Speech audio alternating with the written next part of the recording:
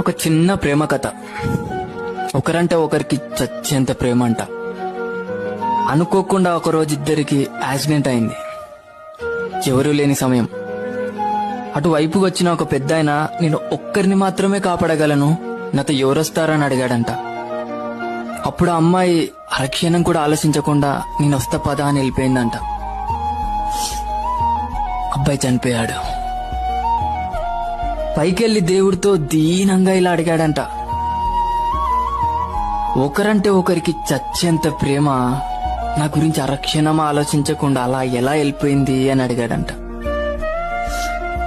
అప్పుడు ఆ దేవుడు అన్నాడంట, నే పంపించిన పెద్దాయన కూడా అమ్మాయిని ఇలానే అడిగాడంట. అప్పుడు తాను ఇలా అనిందంట,